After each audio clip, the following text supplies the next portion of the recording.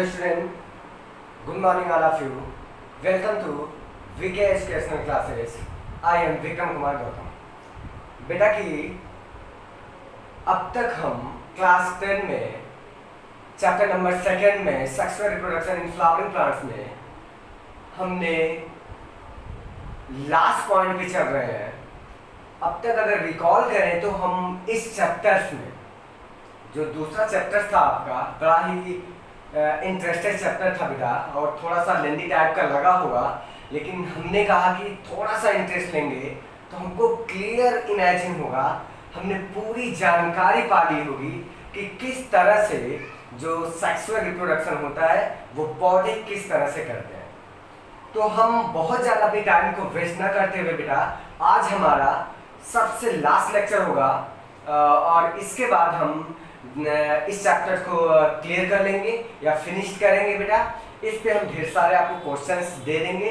वैसे भी क्वेश्चंस हम आपको देते रहते हैं, लेकिन आपको कुछ क्वेश्चंस आपको इस चैप्टर से दे देंगे। आपको ऑब्जेक्टिव टाइप से क्वेश्चंस जो नीट में वगैरह में पूछे गए क्वेश्चंस हैं उसको हम आपको दे देंगे, और उसके बाद आप उसको क्या करेगा, सॉल्व करेगा और अपने आप से थोड़ा सा वो क्या करेगा, रिजल्ट प्राप्त करेगा कि हमने कितने क्वेश्चंस आपको सॉल्व करवाए या फिर कितने लिए।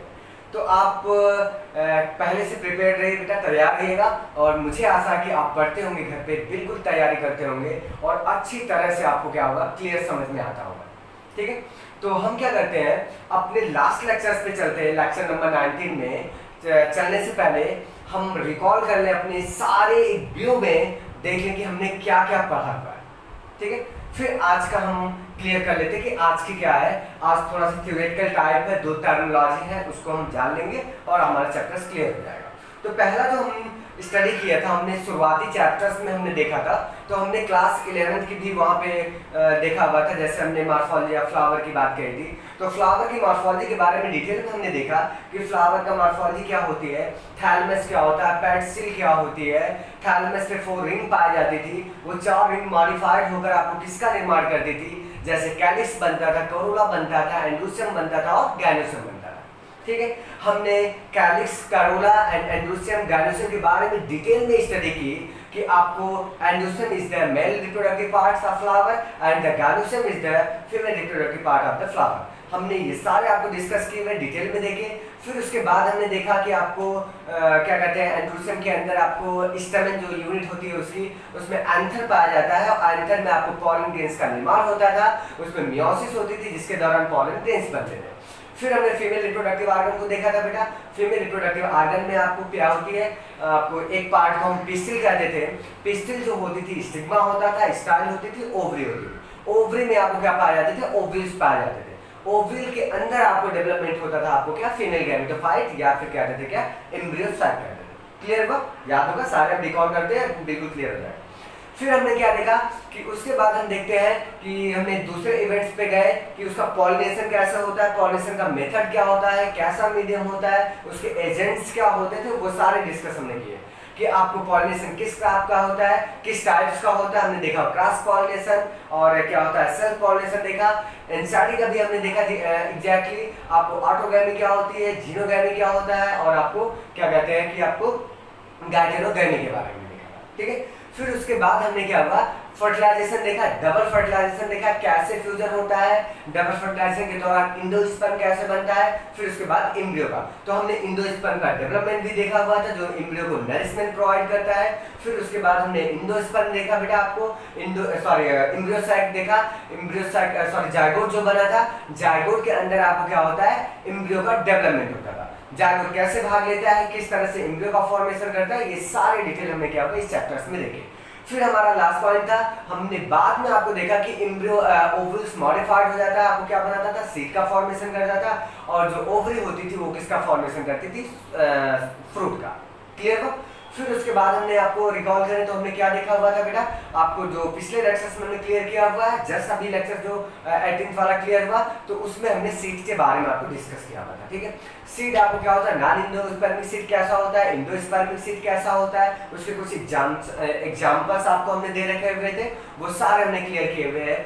फिर उसके बाद हमने सीड के बारे में बहुत सारी चीज़ें देखी कि सीड में फ्रूट, आपको फॉल्स फ्रूट क्या होता है, उसके बाद ट्रू फ्रूट्स क्या होता है, डॉर्मेंसी क्या होती है, पेरिकार्प क्या होता है, उसके बाद हमने बड़ा इंपॉर्टेंट देखा था पेरिस्पर्म क्या होता है। ठीक है, कल का ही हमने देखा था ना।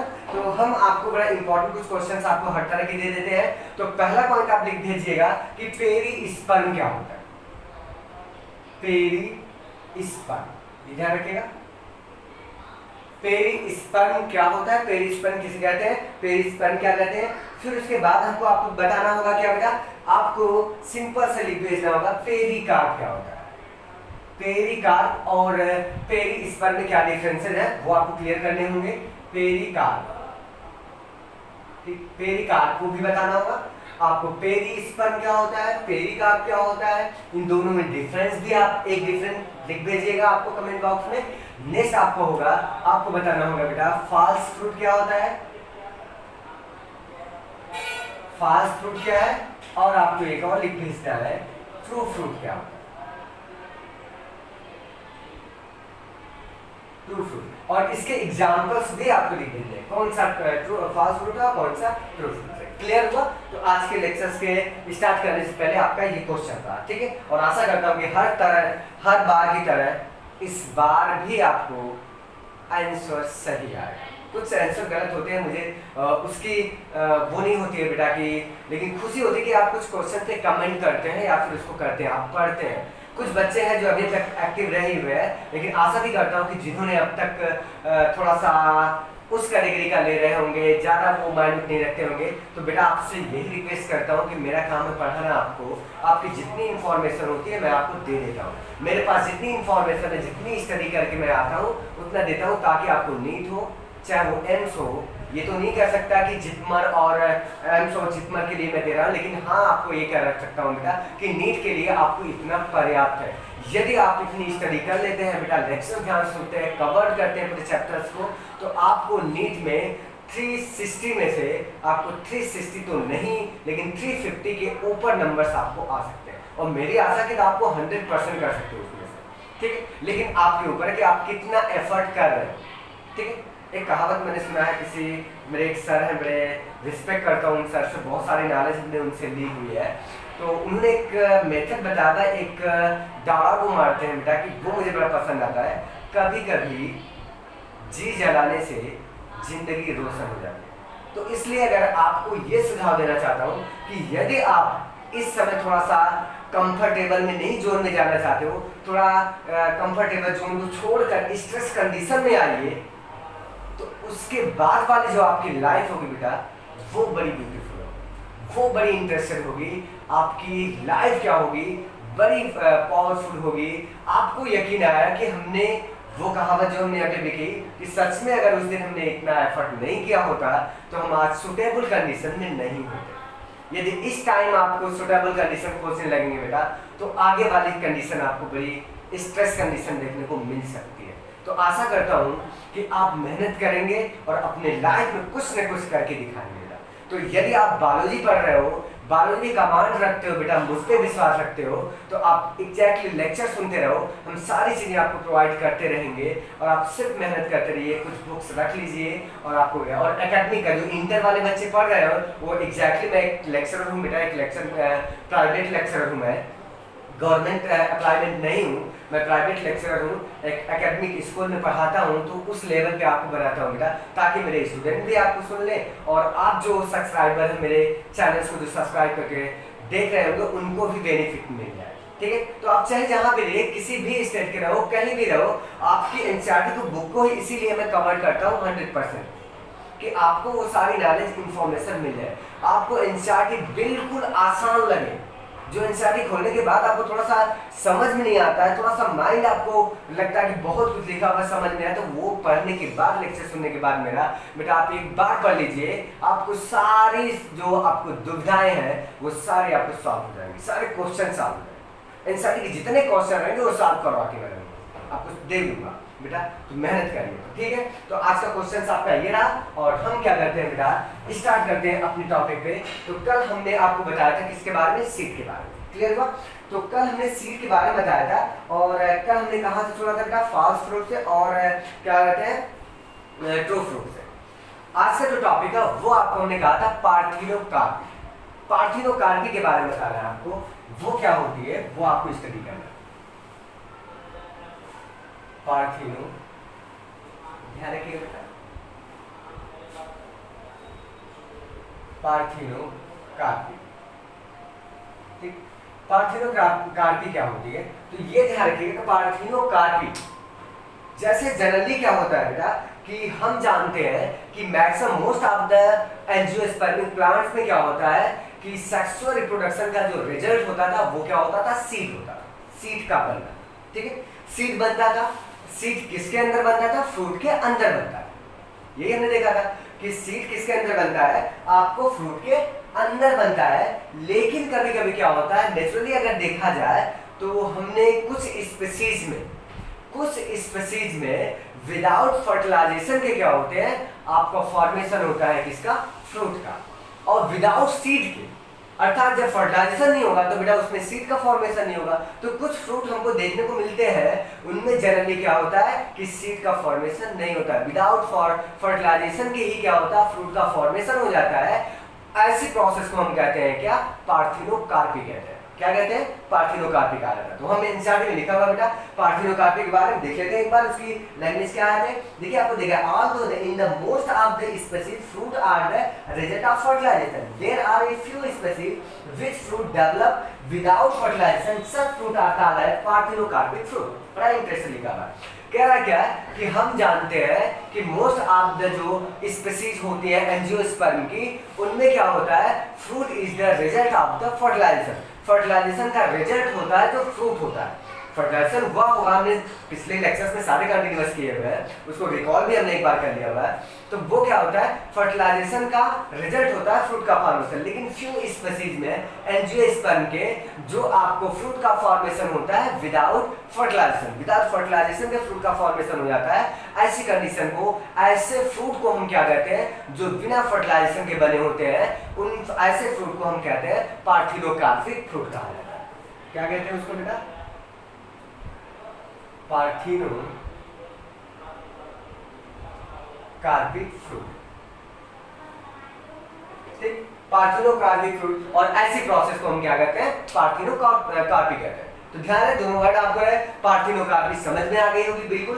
तो पार्थिनोकार्पिक आपको इंपॉर्टेंट है, आपको एग्जाम में कई बार पूछे गए, छोटे जो कमेंट टिप्पणी लिखने के लिए दिया जाता है ना, कि आपको उस पर टिप्पणी लिखने के लिए दिया जाता है, तो उसके आपको क्वेश्चन मिले, एपोमिक्सिस, पार्थिनोकार्पी, ये सब दे देते हैं कि आपको क्या होता है, उसके बारे में कुछ लाइनें आपको लिखनी पड़ती है। तो वो क्वेश्चन आपको बड़ी इंपॉर्टेंट है। तो पार्थिनोकार्पी आपको याद रहना चाहिए। तो पार्थिनोकार्पी हमने देखा था।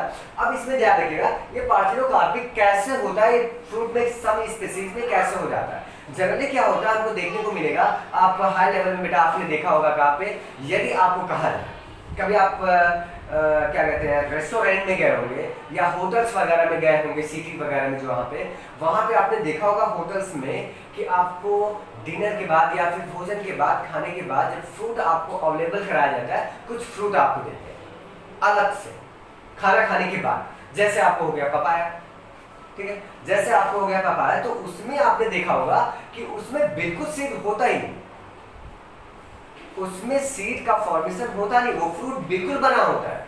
उसका जो फ्लैसी जो खाते हैं, फ्लैसी फ्रूट होता है, अर्थात जो गूदेदार होता है, उसमें सीड होता है। जनरली जो हम नेचुरली देखते हैं हम, उसमें आपको सीड मिल जाएंगे आपको, लेकिन उसमें आपको क्या होता है कि पाया नहीं जाता। तो जनरली आपको क्या होता है कि वो पार्थिनोकार्पिक फ्रूट होते हैं, इंडस्ट्रियल लेवल पे उसको तैयार किया गया हुआ कि जिसको सीड की जरूरत नहीं है, हमको उसको तो अवेलेबल कराना है, फूड के लिए इस्तेमाल करना है, तो इसलिए पार्थिनोकार्पिक। और उसमें क्या होता है बेटा आपको जनरली पार्थिनोकार्पिक में कि कुछ आपको हार्मोन्स होते हैं, वो बड़ा इंपॉर्टेंट रोल प्ले करते हैं किस पे? पार्थिनोकार्पिक में, इस फ्रूट में। अब वो हार्मोन्स आपको कौन कौन से हार्मोन्स हो सकते हैं, बड़े इंटरेस्टेड है, क्योंकि प्लांट फिजियोलॉजी जब आप पढ़ोगे, plant physiology inter first year में होगी बेटा, वहां पे हम आपको बताएंगे कि प्लांट फिजियोलॉजी में कौन से प्लांट्स के हार्मोन्स होते हैं और उनका कार्य क्या होता है वो देखेंगे। जैसे आपको एक होता है बेटा आपको पार्थिनोकार्पिक में ऑक्सिन एजिबर्लिन, इन दोनों का सबसे ज्यादा आपको यूज किया जाता है, ऑक्सिन का और किसका? जिबरलिन का। ध्यान रखिएगा हार्मोन्स के नाम आपको ऑक्सिन एंड जिबरेलिन।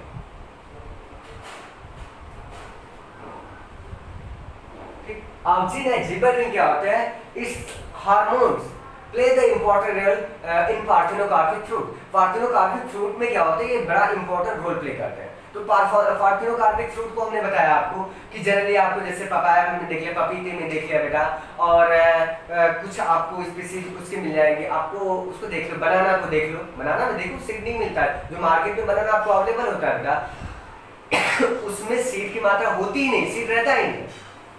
वो कैसा फ्रूट है? वो आपको पार्थेनोकार्पिक फ्रूट है। क्लियर हो गया?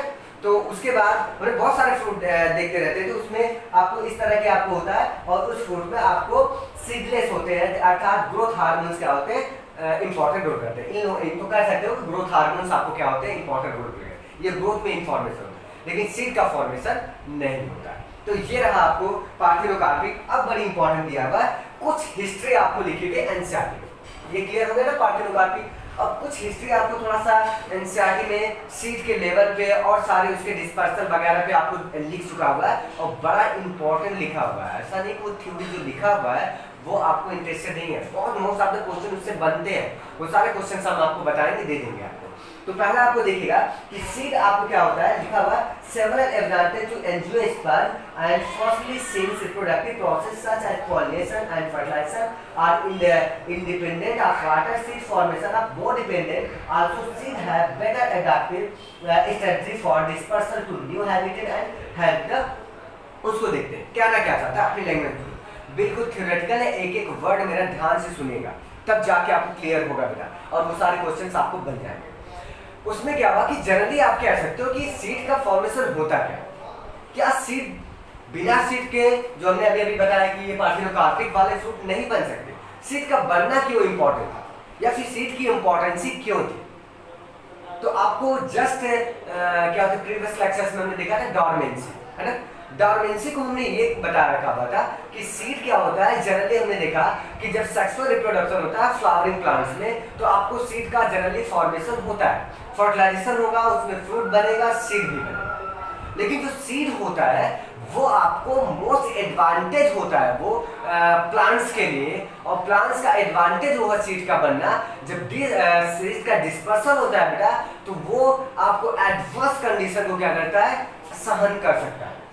जब वो एडवर्स कंडीशन को वो सहन कर सकता है, अर्थात कह सकते हो वो एडवर्स कंडीशन उसके पास आपको सहन करने की क्षमता होती है, क्योंकि सीड क्या होता है आपको पता होगा कि वो डॉर्मेंसी में होता है। सीड जब परिपक्व हो जाएगा, सीड का फॉर्मेशन होगा, तो वो कुछ समय के लिए क्या करता है, डॉर्मेंसी में चला जाएगा। उसको भी देखेंगे हम कौन सा सीड, कुछ सीड होते हैं बहुत, तो उसकी क्या होती है डॉर्मेंसी पीरियड क्या होता है, लॉन्ग होता है, कुछ का क्या होता है, कुछ फ्यू मंथ तक होता है, कुछ का फ्यू ईयर तक, 1000 ईयर तक होता है। वो देखेंगे कौन सी स्पीसीज है जिसकी सीड की डॉर्मेंसी इतनी लंबी हो सकती है, सर्वाइवलिटी उसकी होती है। आप उसके कभी कभी दिया हुआ बेटा 10,000 वर्ष बाद भी उस सीड को अगर आप कहीं पे लगाएंगे, तब भी वो सीड क्या होगा, एलाइव रहेगा और वर्क करेगा। और रिसर्च में खोजा गया है, आपको ओल्ड रिसर्च में या फिर रिसेंट कुछ रिसर्चेज हुए उसमें देखा गया। तो वो सारी कहानी हम आपको डिस्कस करेंगे। क्लियर? तो हमने सीड को क्यों बना, सीड इसलिए बनता है, उसकी पॉसिबिलिटी ये होती है,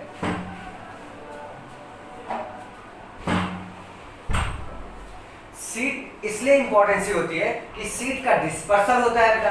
तो हमने बताया था उस दिन कि सीड डिस्पर्सल होता है, तो उसमें कंपटीशन क्या होगा, कम होगा। उसमें कंपटीशन क्या होगा, कम होगा।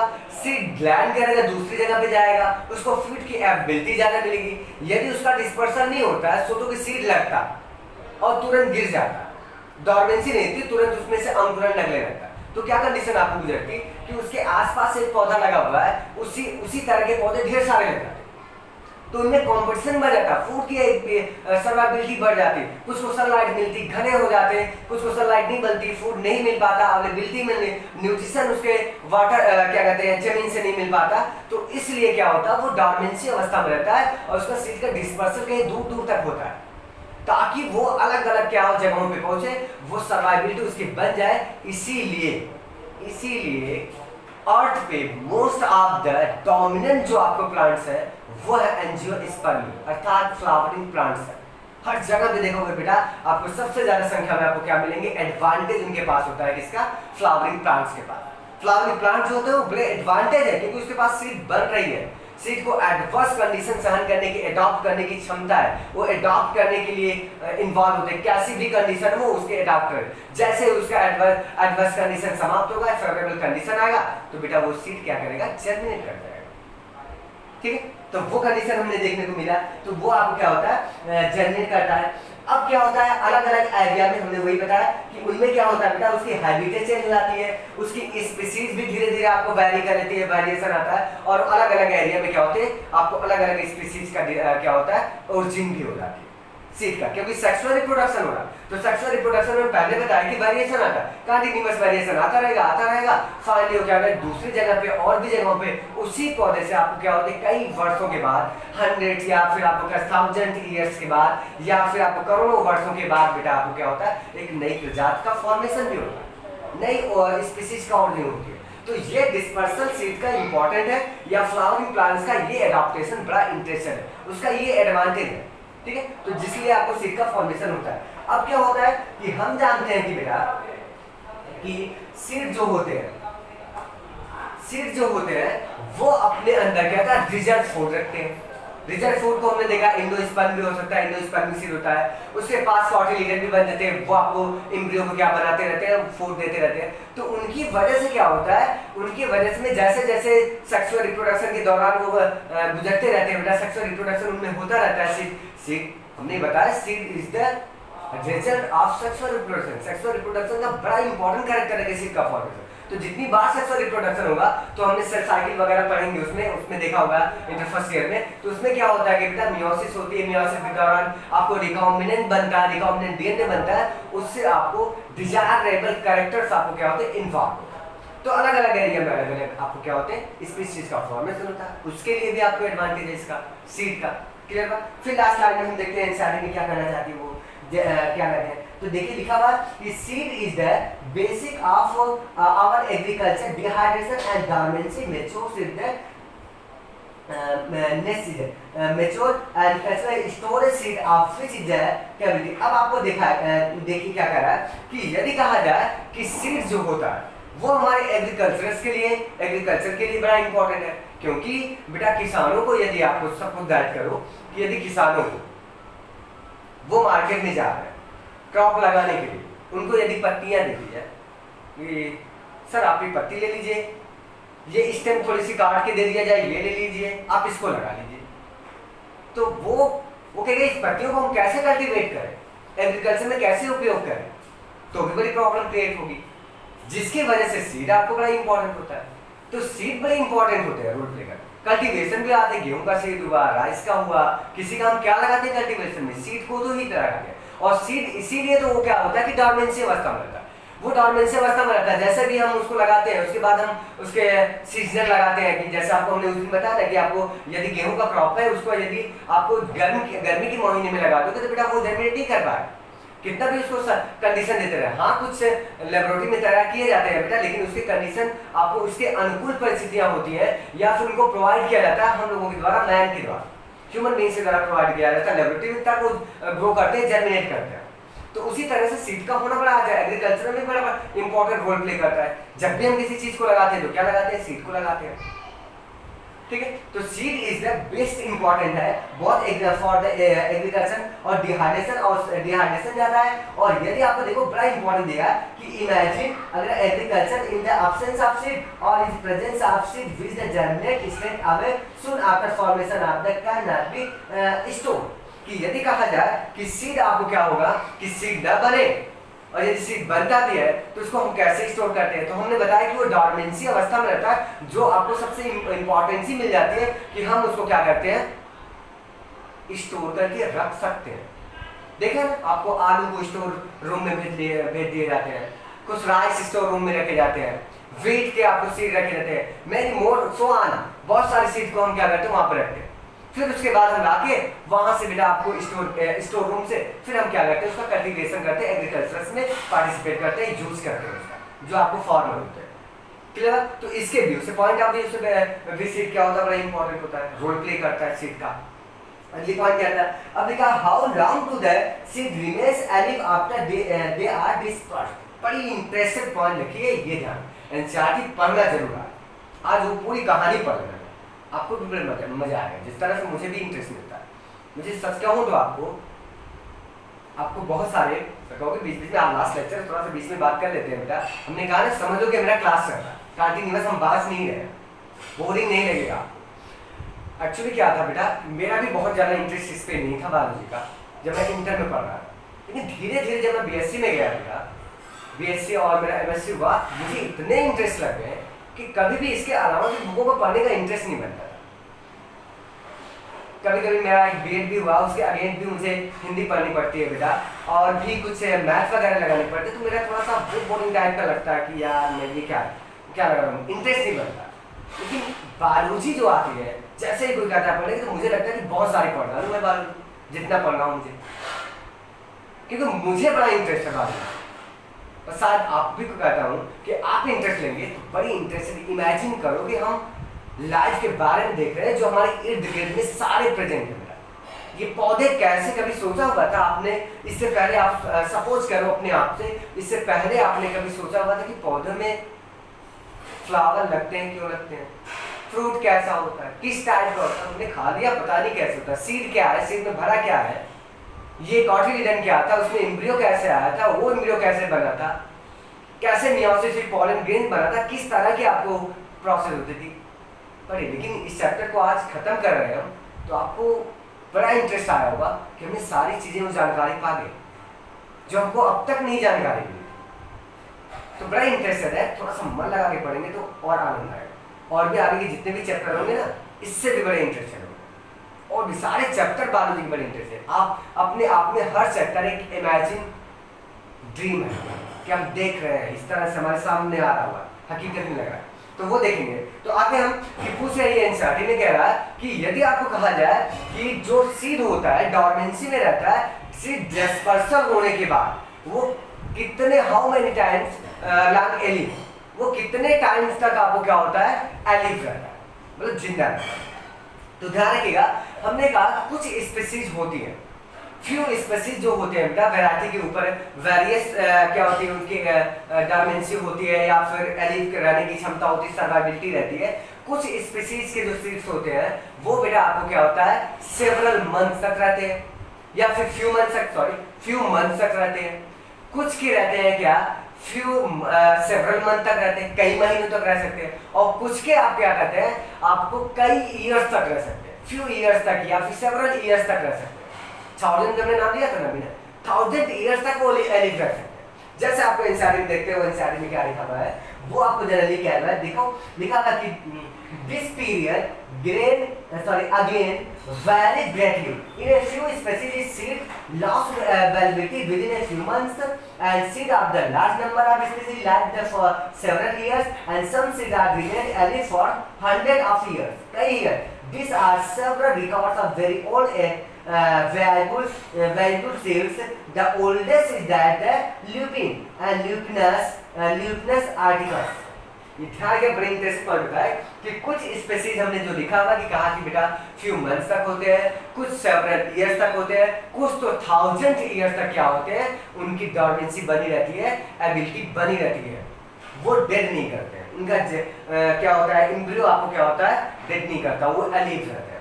तो उसमें से आपको अगर ओल्डेस्ट में देखा जाए, ओल्डेस्ट जानकारी के हिसाब से देखा जाए जो रिसर्च में मिला हुआ, वो आपको सबसे मिला है एक ल्यूपिन नाम का क्या होता है, पौधा होता है, उसकी सीड नोट कर लीजिएगा बेटा, दिया है आपको, एनसीईआरटी में दिया है, घबराने की जरूरत है, एनसीईआरटी के बाहर नहीं लिखा मिलेगा, एनसीईआरटी एक एक लाइन पढ़ोगे तब समझ में आएगा। ल्यूपिन में पढ़ा हुआ था, जिसका आपको बॉटनिकल नेम होता है ल्यूपिनस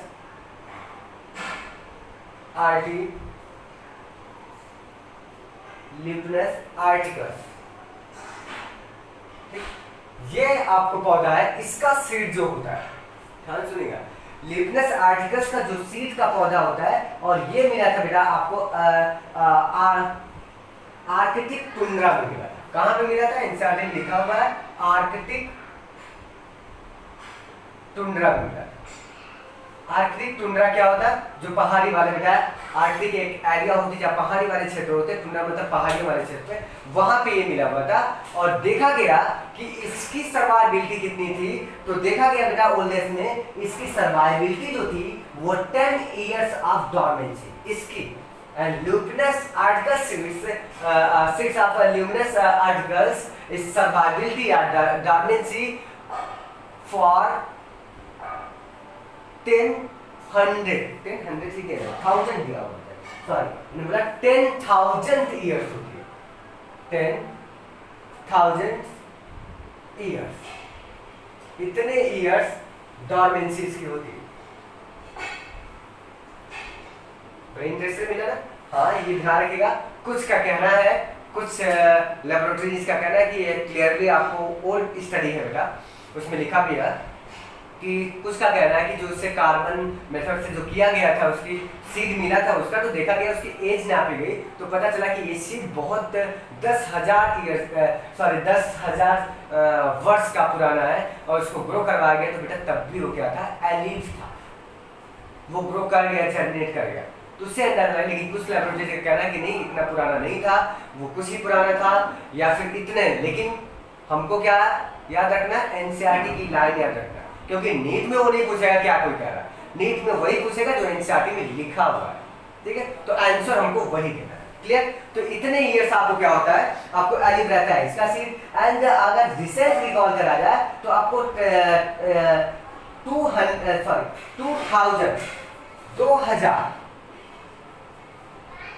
2000 ईयर्स ओल्ड जो है वो सीड आपको क्या है, डेथ पाल्म का डिस्कवर किया गया। अभी अर्ली रिसेंट आपको रिसर्च किया गया है कि 2000 आपको होता है डेथ पाल्म का, डेथ पाल्म का मतलब खजूर का बेटा, खजूर का जो सीड होता है उसको भी देखा गया, उसकी सर्वाइवबिलिटी डॉर्मेंसी जो होती है वो कितने ईयर्स होती है, 2000 वर्ष क्या होती है उसकी डॉर्मेंसी होती है। तो ये हमने अलग अलग वेराइटीज की बेटा डॉर्मेंसी के बारे में आपको लिखा हुआ था, बड़ा इंटरेस्ट था और पूछा भी जाएगा। अगली पॉइंट हम देखते हैं, आफ्टर कंप्लीशन, सॉरी हाँ, ये एक और पॉइंट हमने देखा था, ये फोनिक्स डैक्टिफेरा, इसका नाम जो होता है डेथ पाल्म का बेटा, तो वो आपको है फोनिक्स डैक्टिफेरा, डिस्कवर ड्यूरिंग, क्या क्या फोनिक्स, क्या आगे लिखा है फोनिक्स, सॉरी स्पेलिंग मिस्टेक ना हो,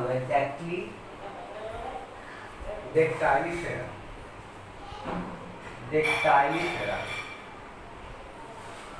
इसका डिस्कवर किया गया था।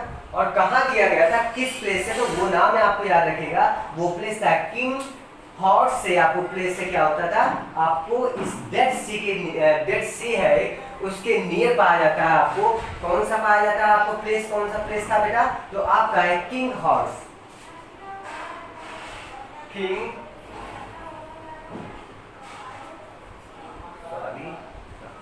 किंग हॉर्स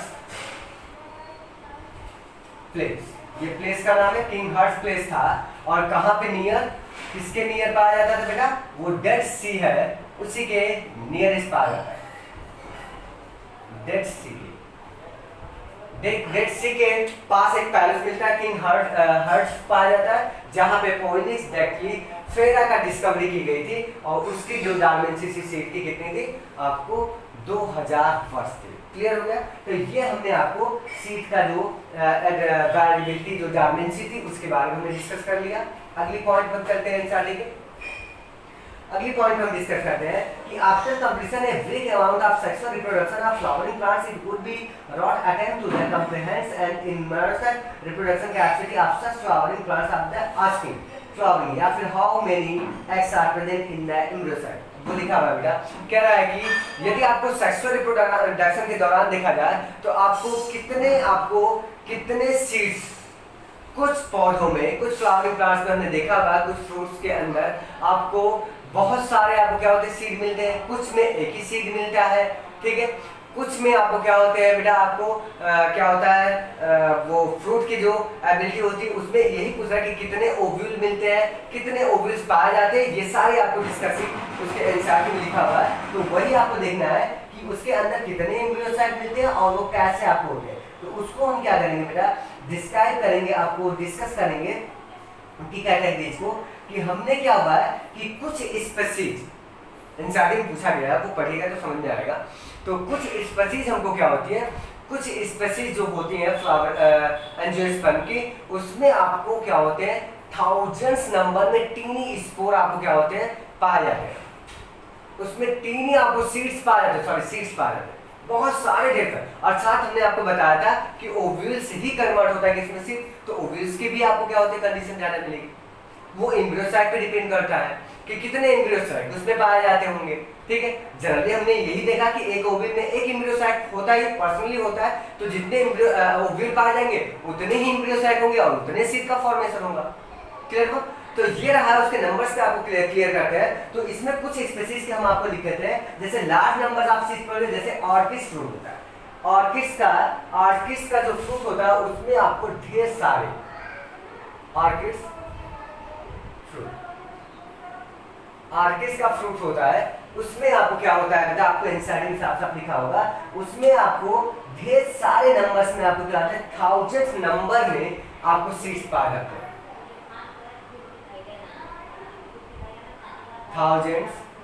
थाउजेंड्स नंबर में आपको सीड्स क्या होते हैं प्रेजेंट होते हैं पाए जाते हैं, किसमें ऑर्किड्स में। कुछ आपको बहुत सारे और भी दिया हुआ बेटा, उसके देख लेते हैं हम आपको। जैसे आपको सिमिलरली आपको कह रहा है कि in case of fruit of some parasitic species, कुछ पैरासिटिक स्पीसीज होती है जो आपको ओरोबैंकी एंड कहता है स्ट्रिगा, ओरोबैंकी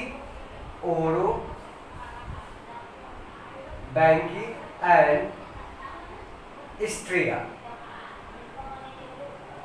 एनसीईआरटी में आप ध्यान से देख लीजिएगा। इसको कहते हैं बेटा पैरासाइट, आपको ये क्या होता है पैरासाइट होता है। सॉरी बेटा एक सेकेंड के रुकते हैं, थोड़ा सा मार्कर प्रॉब्लम है, जस्ट फ्यू मिनट्स रुकिए बेटा, आपको क्लियर कर लेता हूँ।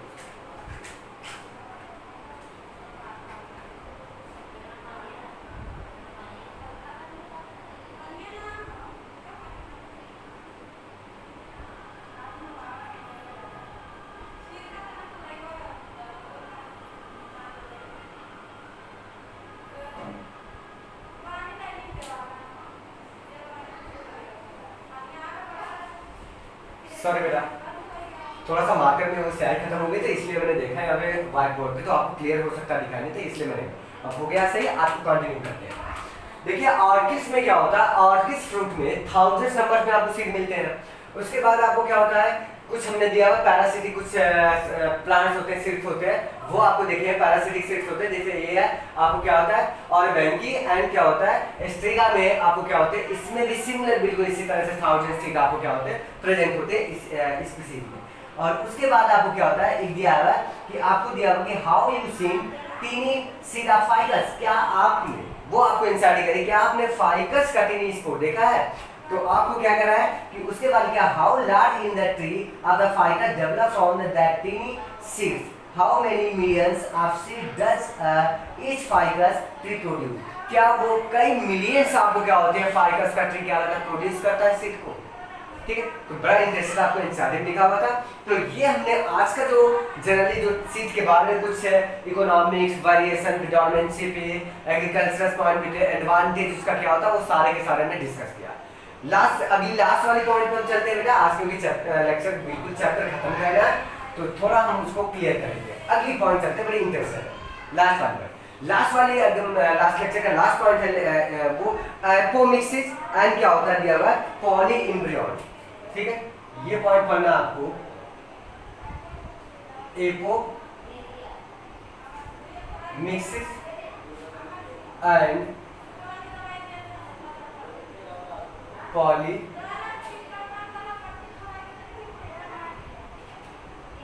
एम्ब्रियन देखते हैं। बड़ी पहले हम एपोमिक्सिस को देखते हैं, पॉली एम्ब्रियन। जनरली एपो, ध्यान से सुनिएगा, एपोमिक्सिस क्या होता है, एक ऐसी प्रोसेस, हम एक वर्ड आपको बताए थे क्या होता है एम्फीमिक्स, आपको बता रखा था ना एम्फीमिक्सिस, और यहाँ पर नहीं पढ़ रहे हैं, आपको पढ़ना है क्या एपोमिक्सिस। एम्फीमिक्सिस को हम क्या कहते थे बेटा, सेक्सुअल रिप्रोडक्शन के लिए यूज करते थे, क्लियर है। सेक्सुअल रिप्रोडक्शन के लिए वर्ड यूज किया जाता था एम्फीमिक्सिस। सेक्सुअल रिप्रोडक्शन में fertilisation is the important characteristic feature. Fertilisation होगा, सीड भी बनेगा, रिजल्टिंग में फ्रूट भी बनेगा, वो सारे हमने कवर करे। लेकिन एपोमिक्सिस जो होता है उससे थोड़ा सा हट के रहा। एपोमिक्सिस में क्या होता है, कुछ ऐसे भी फ्रूट आपको देखने को मिलेगा, सॉरी कुछ ऐसे भी आपको सीड मिलेंगे जिनमें आपको क्या होता है, फॉर्मेशन तो होगा सीड का। जनरली आपको क्या होता है कि although seed is generally are the product of fertilization, a few flowering plants such as some species of asteraceae and grasses have evolved a special mechanism to produce seed without fertilization, called an apomixis। बड़ी interesting point एक line में लिखा हुआ उसी में कि कुछ species होते हैं जो आपको एग्जांपल है एस्टरेसी एंड ग्रासेस में, एस्टरेसी फैमिली का, और क्या होता है ग्रासेस में जो आपको सीड का फॉर्मेशन होता है वो आपको फर्टिलाइजेशन के द्वारा नहीं बनता। तो आप कहोगे सर उसमें सीड कैसे बनता है? बड़ी इंटरेस्टिंग पॉइंट है, लास्ट वाली पॉइंट बड़ी इंपॉर्टेंट है कि उसमें कहोगे कि सर आपने ये कैसे बनता है, तो है बेटा कि ये आपको जो स्पीसीज होती है वो कोई दूसरा एंडर मेथड आपको क्या होती है, अपनाती है सीड के फॉर्मेशन। और यदि आपको विदाउट फर्टिलाइजेशन के आपको सीड का फॉर्मेशन होता है तो इस प्रोसेस को हम बोलते हैं क्या, एपोमिक्सिस कहते हैं।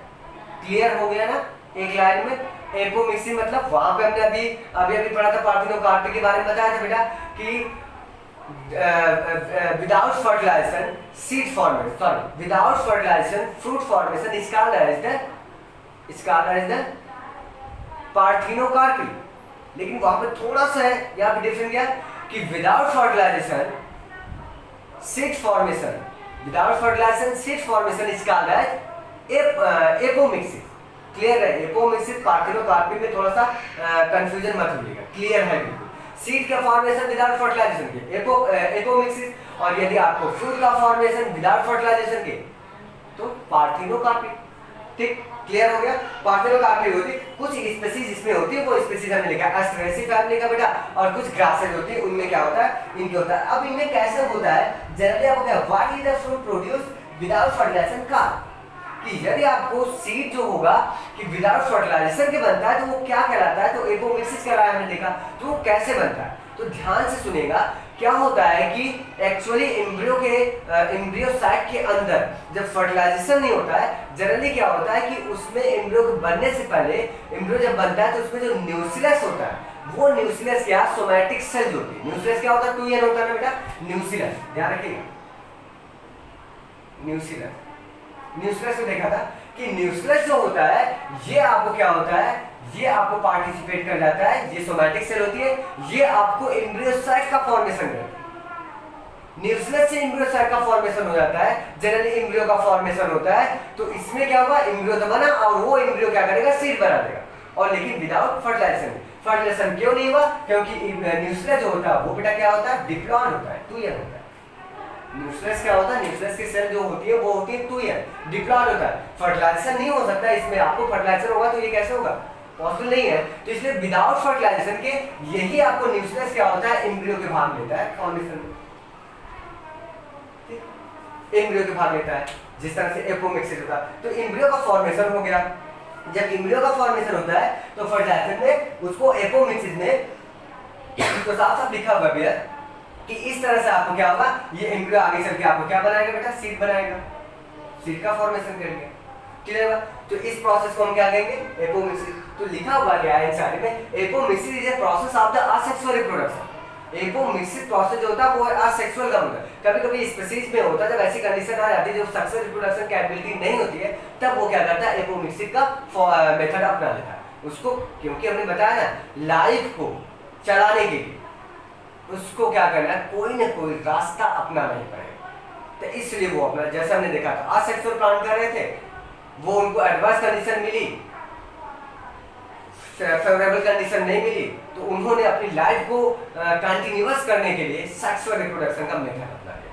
उसी तरह से ये भी एक प्रोसेस ही है, जबकि एपोमिक्सिस कौन सा प्रोसेस होता है बेटा, असेक्सुअल का प्रोसेस होता है। विदाउट फर्टिलाइजेशन के ही सीड का फॉर्मेशन हो जाता है। क्लियर हुआ? सीड का फॉर्मेशन हो जाता है इसमें, और इसको और ऐसे सीड को हम क्या कहते हैं बेटा, आपको एपोमिक्टिक सीड कहते हैं। उसको क्या कह सकते हो, एपोमिक्टिक सीड कहते हैं, एपोमिक्टिक सीड कहा जाता है। कि एपोमिक्टिक सीड क्या होता है। क्लियर हुआ? ये समझ में आपको आ गया एनसीईआरटी में विदाउट फर्टिलाइजर मिला।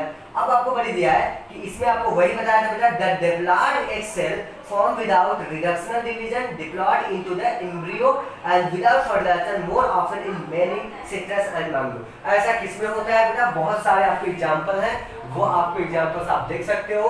सिट्रस में देखने को मिलता है, सिट्रस में एंड मैंगो में देखने को मिलता है। मैंगो याद रखिएगा, सिट्रस एंड मैंगो में ऐसा होता है, वो आपको सोमैटिक सेल डिप्लॉयड मतलब न्यूक्लियस भाग लेता है, एम्ब्रियो साइट के फॉर्मेशन करता है और विदाउट फर्टिलाइजेशन के आपको क्या बन जाता है? सीड का फॉर्मेशन हो जाता है। क्लियर हुआ? तो ये रहा आपको सेवरल सिट्रस में, इसमें आपको क्या होता है? न्यूक्लियस भाग लेता है, उसके पार्टिसिपेट कर जाता है। अब इसमें क्या कर रहा है? अगली पॉइंट है, इन सच स्पीसीज, ध्यान रखिए लिखा हुआ है, in such species is ovules contain many embryo occurrence of that. कभी-कभी क्या होता है कि जनरली क्या होता है कि जो न्यूक्लियस वाला होता है, ये न्यूक्लियस वाला जो भाग होता है बेटा, न्यूक्लियस क्या करता है कि ये बहुत सारे आपको क्या करते हैं, कुछ आपको वैरायटीज में some of the nucleus cells surrounding the embryo site start dividing and produce into the embryo site and develop into the embryos. क्या होता है? कभी-कभी न्यूक्लियस की सेल जो होती हैं वो आपको डिवाइड करने लगती हैं और डिवाइड करके माइटोटिकली और वो आपको एम्ब्रियो और भी एम्ब्रियो का फॉर्मेशन करें। जनरली हमने देखा है ओव्यूल के अंदर एक ही एम्ब्रियो होता है, लेकिन ये कई सारे एम्ब्रियो का फॉर्मेशन कर सकते हैं। जैसे हमने बताया कि कई सारे एम्ब्रियो साइट बन सकता है। तो अब वो एम्ब्रियो साइट बन गया, जैसे एम्ब्रियो साइट का फॉर्मेशन हो गया बेटा, तो आपको क्या हुआ? कंडीशन आपको क्या लिखा हुआ है? In such species such ovules contain many embryo. और क्या होता है ऐसी कंडीशन में जो ओव्यूल होगा आपको एक ही एम्ब्रियो नहीं बल्कि क्या होगा? मेनी एम्ब्रियो को क्या होता है? कनेक्ट किया जाएगा। उसके अंदर आपको एक एम्ब्रियो नहीं बल्कि क्या होगा? कई एम्ब्रियो साइट मिलेंगे। जो न्यूक्लियस जो सराउंडिंग मीडियम में रहता है, न्यूक्लियस को हमने देखा है कि ओव्यूल के अंदर ही न्यूक्लियस सेल पाई जाती है, उसके आपको सराउंडिंग की रहती है एम्ब्रियो साइट को, लेकिन वही क्या करती है? वो सराउंडिंग न्यूक्लियस जो होती है वो डिवाइड करने लगती है बेटा, डिवाइड करके आपको कई सारे आपको क्या बना लेती है? कई एम्ब्रियो साइट का फॉर्मेशन करती है। तो एक ओव्यूल के अंदर कई एम्ब्रियो साइट मिले, ऐसी कंडीशन को कहा जाता है पॉली एम्ब्रियोनिक। देखो एम्ब्रियोनिक लिखा हुआ है, पॉली का मतलब बहुत, एम्ब्रियोनिक का मतलब वो एम्ब्रियो से लिया गया रिलेटेड है, तो पॉली एम्ब्रियोनिक भी कन्वर्ट हो गया। तो एनसीईआरटी नेक्स्ट लाइन में आपको लिख भी दिया गया, उसको परिभाषा दिया लिखा हुआ, occurrence of more than one embryo in a seed is referred to as poly embryonic. आपको एक से अधिक आपको क्या होता है? एम्ब्रियो साइट जो होता है वो रेफर करके आपको सीड का फॉर्मेशन करता है। तो ऐसी कंडीशन को हम कहते हैं, वो रेफर करता है किसको? पॉली एम्ब्रियोनिक कहलाता है। क्या कहलाता है? पॉली एम्ब्रियोनिक कहलाता है। ये कंडीशन आपको क्या होता है? ये पॉली एम्ब्रियोनिक। अब take the some seed arrange the square them और vision many embryos of the different size and the shape of the each seed, count the number of embryo in each seed. आप क्या कर सकते हो? आसानी से बेटा उसको लेंगे, जैसे आपके जितने भी नंबर्स में आपको सीड मिलेंगे उतने ही काउंट करके आप बता सकते हो कि इसके अंदर आपको क्या मिला था? एम्ब्रियो साइट रहा होगा। क्लियर होगा? एक ओव्यूल, एक बड़ा सा ओव्यूल है, उसके अंदर कई एम्ब्रियो साइट रहे होंगे। तो ये कंडीशन आपको मिल गया बेटा, क्लियर हो गया, आप कैसी सीड बन सकते हैं। अगली पॉइंट देखा है हाइब्रिड वैरायटी। अगली लास्ट पॉइंट देखते हैं, hybrid variety of several of our food and vegetable crop are being stably cultivated. ये सारी दो प्रोसेस खत्म हो गए, थोड़ा सा थियोरेटिकल टाइप का लिख दिया, उसको भी हम डिस्कस कर लेते हैं और चैप्टर खत्म होगा। कह रहा है कि अगर वैरायटी देखा जाए तो बहुत सारे मेनी कुछ आपको जो सीड होते हैं उसको हम कल्टीवेटेड करते हैं, किसके लिए बेटा? फूड के लिए, सोर्स के लिए करते हैं। लेकिन हाइब्रिड सीड क्या होता है वो ध्यान रखना है कि हाइब्रिड क्या होगा? हाइब्रिड, इसका हम बहुत यूज करते हैं, हाइब्रिड सीड। ध्यान रखिएगा, हाइब्रिड सीड मार्केट में बहुत अवेलेबल होता है हाइब्रिड सीड का। जब भी आपने वो राइस का देखा सीड लगाए हुए तो हाइब्रिड आते हैं, उसमें लिखा रहता है।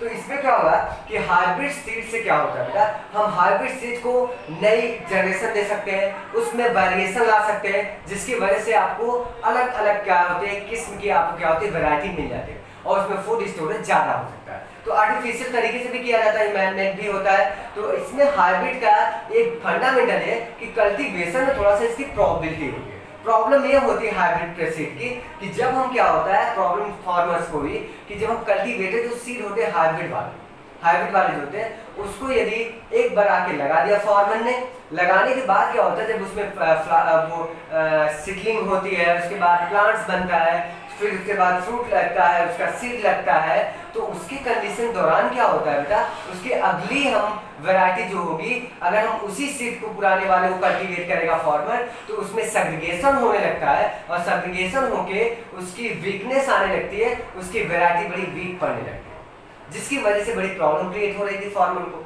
तो फार्मर के लिए ये बड़ा ही प्रॉब्लम क्रिएट कर रहा है कि बार बार फार्मर को ये प्रॉब्लम हो रही थी कि वो बार बार वो क्या रहता मार्केट से सीड ले रहा था, जो कि कॉस्टली होता था, हर ईयर्स में उसके कॉस्टली होता था बेटा, ज़्यादा पैसे खर्च करने पड़ रहे थे। जो फार्मर जो होते थे बेटा, फार्मर के पास कुछ फार्मर्स ऐसे होते हैं बेटा जिनके पास बड़ी कंडीशन से वो अर्न करते हैं, अपनी जीविका चलाते हैं।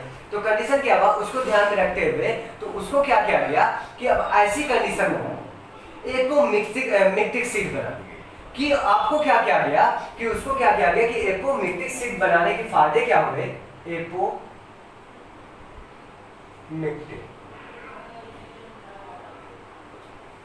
एपोमिक्टिक सीड बना दी गई। एपोमिक्टिक सीड के बनाने के फायदे ये हुए कि इनमें क्या होता है, डिप्लॉयड कैरेक्टर था, इसमें आपको क्या होता है सेग्रीगेशन होने के चांसेस थे ही नहीं, क्योंकि इसमें मियोसिस नहीं होगा, जैसे हमने बताया एपोमिक्टिक में तो डिप्लॉयड सेल से ही बनता है ना,